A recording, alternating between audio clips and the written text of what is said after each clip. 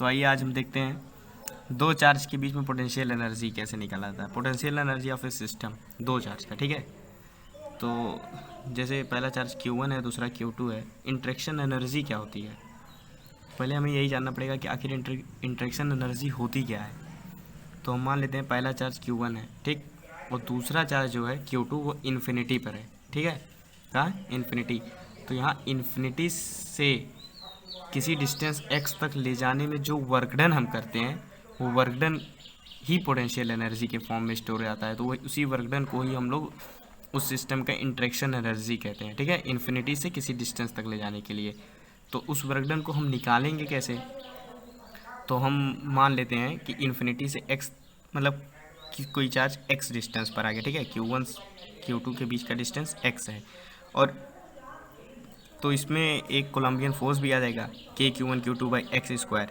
और इस चार्ज को पहले हम लोग dx डिस्टेंस तक मूव कराने का वर्क डन निकालते हैं। जब हम dx डिस्टेंस को मूव कराने तक का वर्क डन निकालेंगे तो उसी वर्क डन को हम लोग इन्फिनिटी से r डिस्टेंस तक इंटीग्रेट कर देंगे, तो हमें पूरा इन्फिनिटी से लेके उस डिस्टेंस तक का वर्क डन मिल जाएगा। तो पहले हम लोग किससे स्टार्टिंग करेंगे, dx डिस्टेंस तक, ठीक है। इस dx डिस्टेंस का निकाल लीजिए इन वर्क डन, तो हम इन्फिनिटी से r डिस्टेंस को इंटीग्रेट करके भी पूरा वर्क डन निकाल लेंगे। तो dx डिस्टेंस तक के लिए वर्क डन क्या हो जाएगा, यही Columbian force into dx work done होता है, ये फोर्स इंटू डिस्प्लेसमेंट। तो लेकिन अब जो हमें वर्क कराना पड़ेगा फोर्स अगेंस्ट इस फोर्स के, मतलब इस पर जो फोर्स लग रहा है वो इस डायरेक्शन में लग रहा है, टुवर्ड्स राइट। लेकिन हमें अगर वर्क डन कराना है उसके अगेंस्ट फोर्स में, तो वो फोर्स -FdX हो जाएगा। वर्क डन जो हो जाएगा क्या हो जाएगा, -FdX।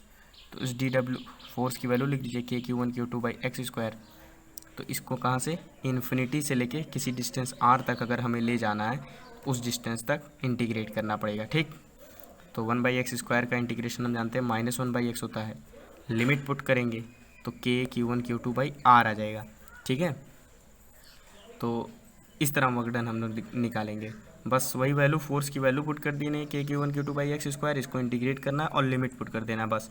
इससे हमें दो चार्ज की वैल्यू पता चल जाएगी, ठीक है, कि दो चार्ज रखे हो तो उनके बीच का इंटरेक्शन एनर्जी कैसे निकालते हो। तो उसका फार्मूला क्या होता है, K Q1 Q2/r। इसको एज इट इज़ आप लर्न कर सकते हैं कि वर्क डन दो चार्ज के बीच का कितना होता है, K Q1 Q2/r।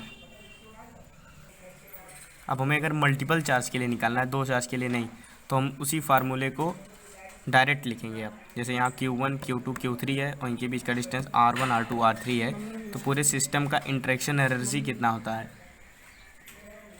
तो हम डायरेक्ट फार्मूला लिखेंगे, ठीक है। Q1 Q2 के बीच का डिस्टेंस R2 है, तो पूरा सम कर लेंगे, हर चार्जेस के वजह से जो इंटरेक्शन एनर्जी है उसको सम कर लेंगे। तो पहले की वजह से Q1 Q2 की वजह से क्या होगा, K Q1 Q2/r2। Q1 Q3 की वजह से क्या होगा, K Q1 Q3/r1।